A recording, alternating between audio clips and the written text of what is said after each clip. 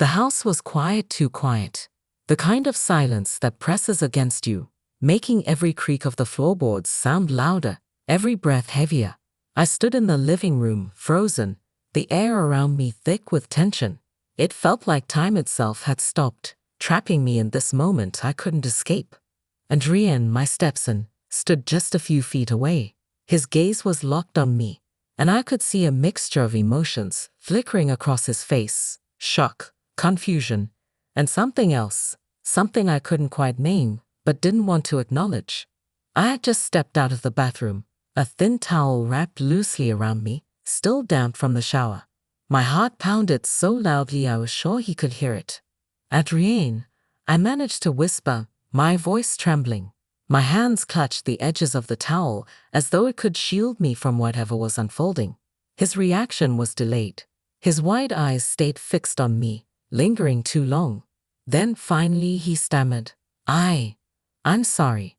I didn't know." His voice was deep but faltered. His face flushed a deep red. Yet, the weight of his gaze lingered, heavy and unsettling. "You should have knocked," I blurted out, harsher than I intended, trying to regain some control. But my voice quivered, betraying the steadiness I desperately sought. He didn't move. His hands hung by his sides, clenched into fists as though he were fighting some internal battle I couldn't begin to understand. The air between us felt dense, electric, suffocating. I had to end this. "You should leave," I said quickly, my words clipped, drained. For a moment, it seemed like he might argue, might say something that would deepen the unbearable tension. But instead, he turned and walked away, the door clicking softly behind him. I stood there for a moment, frozen. Then I sank onto the couch, my body trembling, my thoughts spinning in a chaotic blur. What had just happened? I tried to convince myself it was nothing, just an awkward mistake. But the memory of his gaze wouldn't leave me. It wasn't the look of a boy embarrassed by a moment of poor timing. There was something else in his eyes, something I didn't want to name, but couldn't ignore. Memories began to swirl, pulling me back to the day I first met Adrien. It had been a few months after I married Daniel, my loving and steadfast husband. Daniel often spoke with pride about his son, describing him as a young man finding his way after a rough patch. I'd wanted to make a good impression when we first met, eager to create a bond and make him feel welcome. Adrien was 19 then, tall and confident with a shy smile that hinted at a deeper, more thoughtful side. But despite my efforts to connect, he kept his distance, always polite but reserved. Our conversations were brief and awkward, and I often felt like an outsider in my own home. Daniel reassured me that Adrien just needed time to adjust. When Daniel suggested Adrien move back in to save money during his training program, I agreed, thinking it might strengthen their bond and bring us all closer as a family. But Adrien's return didn't bring the warmth I'd hoped for. Instead, it introduced a new layer of complexity. He wasn't the shy teenager I remembered. He had grown into a confident young man with a quiet magnetism. He fixed things around the house, tended the garden, and occasionally shared thoughtful conversations with me. These moments, seemingly insignificant at first, began to linger in my mind. I found myself noticing him more, paying attention to the way he carried himself, the way he spoke. One afternoon, while struggling to fix a broken coffee machine, Adrien stepped in to help. "Need a hand?" he asked, his voice warm and tinged with humor. I laughed nervously, insisting I could manage, but he took the machine from me anyway, his hands brushing mine. We sat at the kitchen table as he tinkered with the device, our conversation shifting from casual to deeply personal. He opened up about his dreams, his struggles, his insecurities. For the first time, I saw a vulnerable side of him. It was a moment of connection, one that felt comforting in a way I hadn't realized I needed. At the time, I told myself it was innocent, a bond of mutual respect. But looking back, I see how those moments blurred the boundaries between us. After that day in the living room, the tension between us became impossible to ignore. The fleeting glances, the accidental touches, the unspoken awareness whenever we were in the same room. All of it pointed to something that had crossed into forbidden territory. I felt trapped, torn between guilt and an undeniable pull I couldn't explain. I knew it had to stop. I couldn't let this continue, couldn't let it unravel the life I had built with Daniel.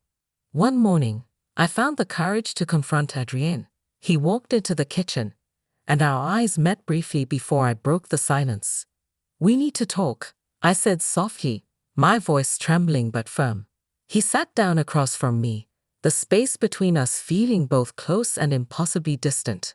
I took a deep breath, my throat tightening with every word. "Adrien, this can't continue. I care about you, but I love Daniel. We've built a life together, and I can't destroy that. I won't." He looked down, his hands clenched tightly on the table. "I knew this was coming," he said quietly, his voice heavy with sadness. "But that doesn't make it any less painful." Tears welled in my eyes. "I'm sorry," I whispered. "I should have stopped this before it went this far. But it's over.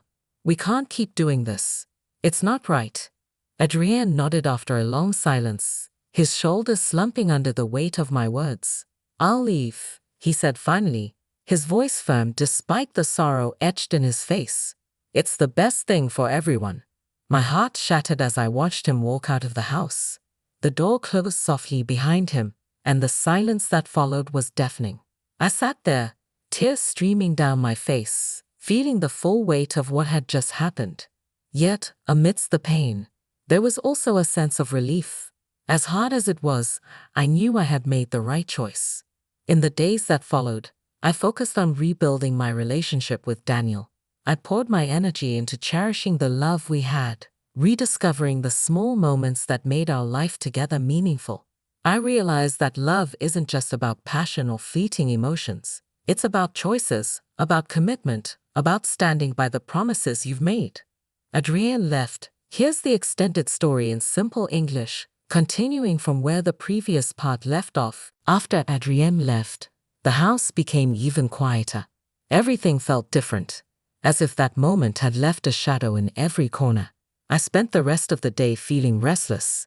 Sitting on the couch, I replayed everything in my mind, wondering how it had all started and how it had ended this way. The weight of it all sat heavy on my chest, and I knew we had to figure out how to move forward. The next few days were strange. I tried to spend time with Daniel, my husband, but my thoughts kept drifting back to Adrien. I couldn't stop thinking about his intense gaze, his final words, and how everything had unfolded. But I had promised myself I wouldn't let it affect me anymore. I couldn't let it take over my life. Daniel noticed something was off. One evening, while we were preparing dinner in the kitchen, he asked, "Are you okay? You seem different lately." I forced a smile and replied, "Yes, just a bit stressed with everything." But inside, I knew it wasn't true. I was hiding my emotions, afraid of what would happen if Daniel found out the truth. I quickly changed the subject, hoping he wouldn't press further. Over the next few weeks, I felt the house slowly returning to normal. I made an effort to spend more quality time with Daniel and focused on the small, happy moments we shared. But Adrien's memory lingered in my mind. At night, when everyone was asleep, I often lay awake, listening to my own heartbeat and trying to push the thoughts away. One day, while cleaning my room, I found an old photo album. It was filled with pictures of Daniel and Adrien from years ago. As I flipped through the pages, I felt a strange comfort looking at their smiling faces. Adrien's smile in one picture made my chest tighten. He seemed so happy, so carefree back then. I wondered if life had been simpler for him at that time before everything became so complicated. I let myself sink into those memories for a while. I thought about the day Adrien had made me coffee for the first time. It was such an ordinary moment back then, but now it felt significant. It reminded me of a time when everything between us was simple and innocent. But alongside those memories came a bitter realization. Were those moments always so innocent, or was I only realizing their deeper meaning now? I shook off the thoughts and tried to keep myself busy with work and house chores. But deep down, there was still an emptiness I couldn't ignore. One evening, When Daniel came home late from work, he looked tired.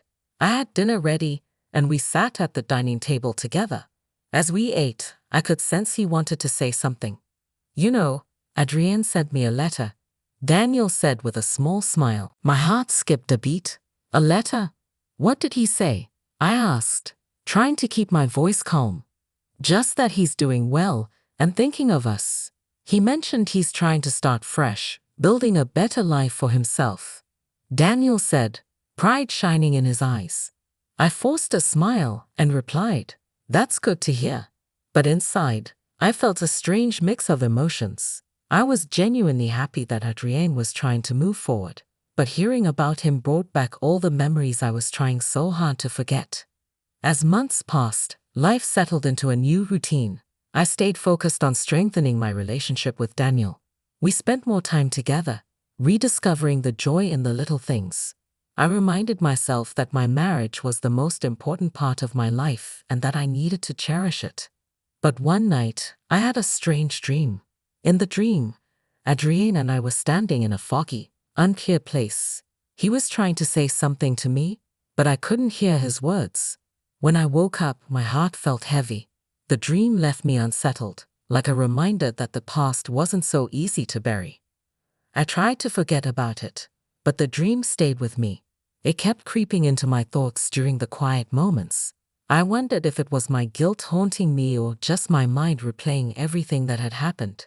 Without Adrien around, the house felt quieter, but the weight of his absence lingered. Sometimes, when I was alone, I found myself thinking about the moments we had shared. They were bittersweet, some filled with warmth, others with regret. I told myself to lock those memories away, to never let them surface again.